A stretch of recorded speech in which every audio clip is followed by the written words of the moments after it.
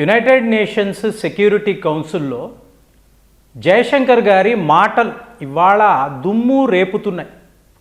ఎందుకు అంటే డామినేషన్తో మీరు ఒక సమస్యకు పరిష్కారము వెతకలేరు. డైలాగ్ ద్వారానే ఇది జరుగుతుంది. అంటే శాంతియుత పరిష్కారము అనేది నీ పవర్తో రాదు, నీ మాటలతో వస్తుంది. ఇది జయశంకర్ గారు అన్నారు. సో ఇప్పుడు వ్యవహారం ఏమిటి? యునైటెడ్ నేషన్స్ సెక్యూరిటీ కౌన్సిల్లో భారత్కు ఒక పర్మనెంట్ మెంబర్షిప్ కావాలి. ఇది మనము కాదు, ప్రపంచమంతా కూడా కోరుకుంటున్న ఒక విషయం. మీకు తెలిసే ఉంటుంది, 1945లో యునైటెడ్ నేషన్స్ సెక్యూరిటీ కౌన్సిల్ వీళ్ళు ఎప్పుడైతే ఎస్టాబ్లిష్ చేశారో ఆ టైంలో మీకు యుఎస్ఎస్ఆర్, అమెరికా, యూకే, ఫ్రాన్స్, ఇప్పుడు చైనానా భారత్ని పెట్టాలి అని చెప్పి ప్రపంచ దేశాలు కోరుకున్నారు. కానీ ఏమైంది? మీకు చైనా ఉంటే బెటర్, మన వాళ్ళే. నెహ్రూ గారికి భయం, ఎక్కడ మన డామినేషన్ ఉంటుందో. ఎందుకంటే భారత్ను పాకిస్తాన్తో ఎలా కలపాలి, ఇది కదా వీళ్ళ ప్లాన్. కాబట్టి చైనాకు వెళ్ళిపోయింది. వీళ్ళే ఎప్పుడు కూడా P5 అంటారు, పర్మనెంట్ 5 అని అంటారు. వీళ్ళకి వీటో పవర్ ఉంటుంది. తరువాత కాలంలో ఏమైందంటే ఇదే యుఎన్ఎస్సిలో ఇంకొక గ్రూప్ G4 అంటారు. ఎవరు వీళ్ళు? Bharat, Japan, Brazil, Germany. ఇప్పుడు జయశంకర్ గారు ఏమంటారంటే ఇలాగ 1945లో పెట్టిన ఈ సంస్థ ఇది ఇవాళ కూడా 2026లో కూడా ఇలాగే కొనసాగాలి అంటే దీనికి అర్థమే లేదు. సో యుఎన్ఎస్సిని ఎక్స్పాండ్ చెయ్యండి, ఇంకొక 4 దేశాలను కలపండి. ఇక్కడ ఏంటంటే ఒకవేళ మాకు మీరు ఇవ్వాలని అనుకోకపోయినా జపాన్కి ఇవ్వండి. ఇక 54 ఆఫ్రికన్ కంట్రీస్, మరి వాళ్ళేంటి? అక్కడ నివసించే ప్రజలేంటి? వాళ్ళని మనుషులుగా మీరు పట్టించుకోరా? వాళ్లకు పర్మనెంట్ మెంబర్షిప్ ఇచ్చే తీరాలి. ఎవరు? మనము. అంటే జనరల్గా అందరూ వాళ్ళ దేశాల గురించి మాట్లాడతారు. కానీ భారత్ యొక్క స్టైల్ ఎలా ఉంటుంది? నాకు రాకపోయినా నా మిత్ర దేశాలకు ఈ పొజిషన్ రావాలి, ఈ సీటు రావాలి అన్నప్పుడు వాళ్ళందరిలో కూడా ఒక కొత్త రకమైన ఆలోచన, అరే మన కోసం వీళ్ళు మాట్లాడుతున్నారే.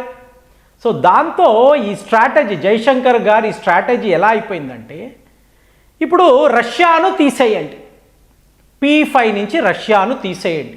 ఎందుకంటే శాంక్షన్డ్ కంట్రీ, ఎవరికి కూడా రష్యాతో ఫ్రెండ్షిప్ లేదు కదా. సో అలాంటప్పుడు రష్యా ఎందుకు ఉండాలి?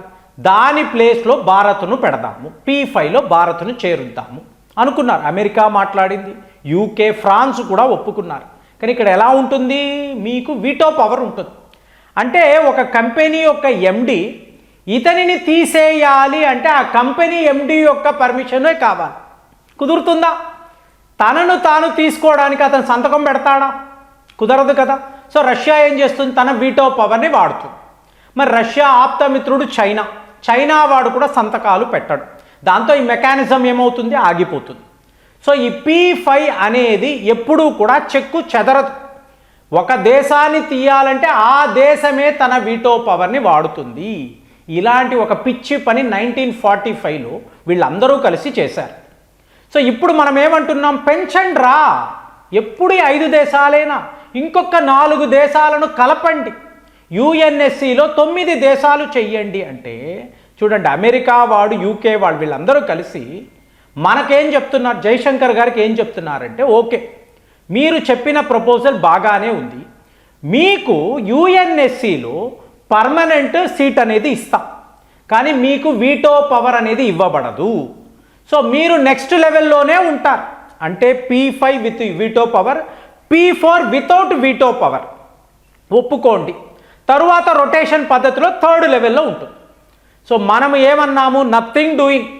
నువ్వు 9 దేశాలను పెట్టు, ఇందులో ప్రతి ఒక్క దేశానికి వీటో పవర్ ఉండాలి. కానీ నీకు నా వల్ల భయం, నేను ఏం చేస్తానో, వీటో పవర్ని ఎలా వాడతానో భయపడుతున్నావా? మేము మా మిత్ర దేశాలు అందరము కలిసి నెక్స్ట్ 15 ఏళ్ళు ఈ వీటో పవర్ని వాడము అంటే ఇవ్వు, కానీ మేము ఆ అస్త్రాన్ని వాడము అన్నాం. దీనిని వాళ్ళు ఒప్పుకోవడం లేదు.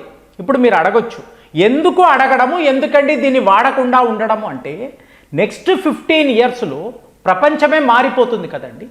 భారత్ 3rd పొజిషన్కి వెళ్ళిపోతుంది జీడిపిలో. అలాగే మన ఇన్ఫ్లుయెన్స్ గ్లోబల్గా భారత్ యొక్క పవర్ చాలా చాలా పెరిగిపోతుంది. సో మనల్ని ఎవరు కాదు అనలేరు.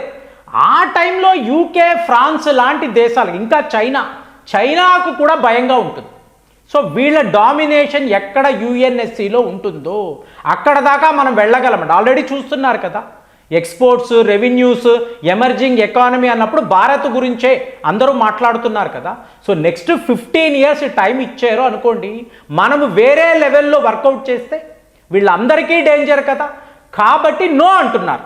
కానీ ఇక్కడ ఈ పర్మనెంట్ మెంబర్షిప్ అన్నప్పుడు రష్యా ఇమీడియట్గా ఎస్ భారత్ను పెట్టాలి.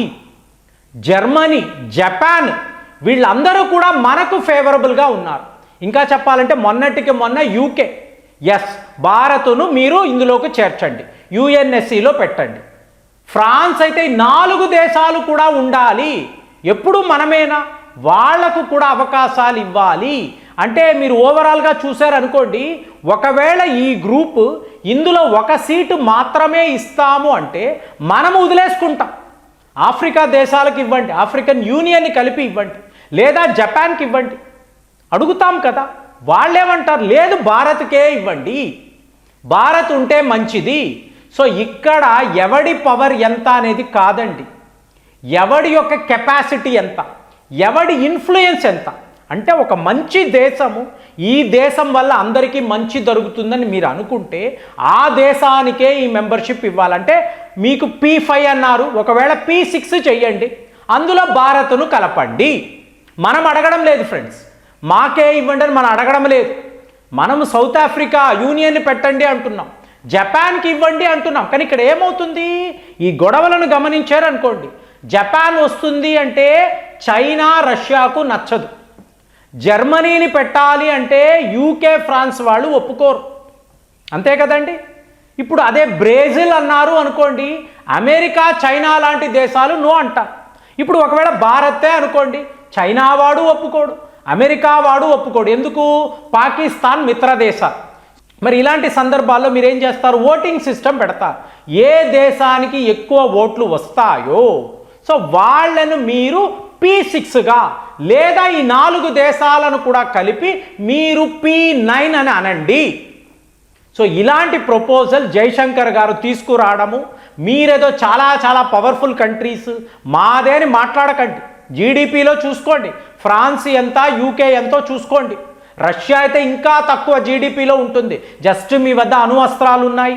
ఆ రోజుల్లో మీరు చాలా డామినేటింగ్ ఫోర్సు, వరల్డ్ వార్ 2ని గెలిచాము, ఇవన్నీ మాట్లాడుకుంటూ మేమే ఈ ప్రపంచ పాలకులమే, మా చేతుల్లోనే ఇవన్నీ ఉంటాయంటే ఇవాళ అమెరికా చేస్తున్న దారుణాలేమిటి?